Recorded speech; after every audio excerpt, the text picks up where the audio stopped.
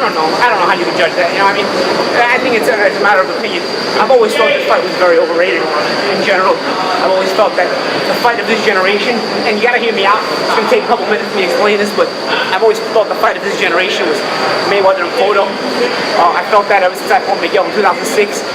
It's just a matter of controversy, and Cotto's first two losses really kind of stirred it away and made he ended up going a different direction, a fork in the road.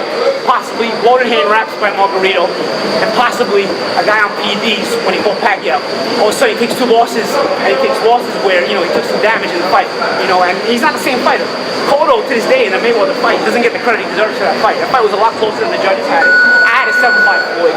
So for me, I look at it like this. If Cotto doesn't run into those situations early in his career, possibly they're both not real losses if you think about it. Possibly.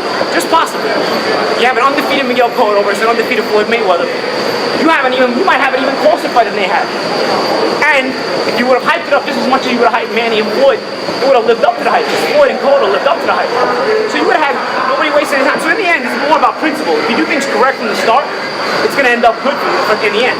Pacquiao wasn't the guy who should have been here to begin with, I think. You know, Pacquiao's the guy that, you know, for me, if you would have tested him back then, he wouldn't be here 5 years later. You know, he would have either been caught from me, or he would have not been able to do what I thought he was doing, and because of that, he wouldn't be here anyway. So you know, you see him when you tested him. He hasn't looked so sensational and whatnot. So for me, it's more, you kind of set yourselves up for failure.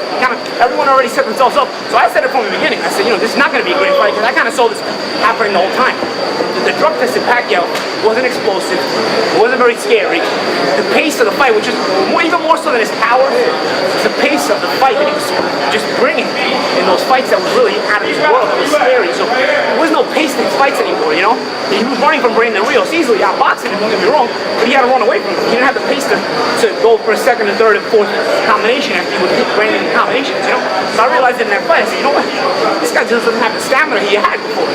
You know, so it started coming, for me anyway, it started becoming pretty obvious that this wasn't ever going to be a good fight for Mayweather. The reason I had to put him in with guys like Rios, who, you know, was good, but style-wise made for him. Algieri, who's pretty good style-wise, you know, wasn't ready for that kind of fight. Because, you know, they had to make sure they weren't risking him before he lost to Mayweather.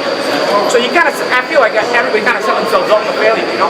This fight was never going to live up to the hype, because he was never going to get Floyd without running the drug test. So, you know, that kind of leaves it where it is, you know?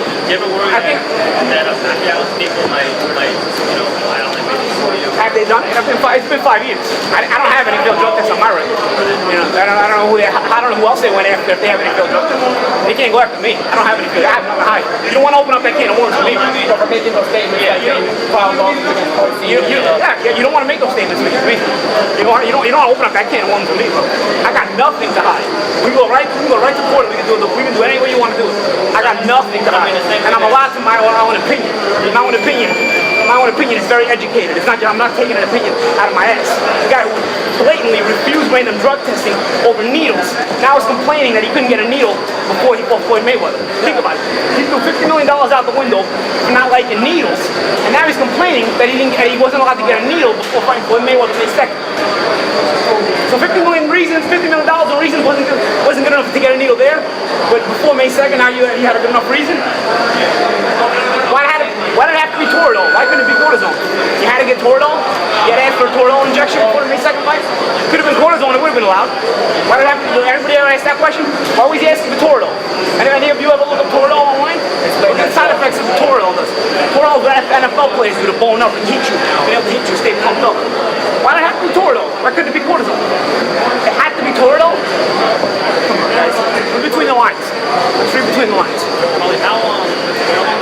My opinion doesn't come out of my ass. My opinion is educated. It's hypothesized when well thought out.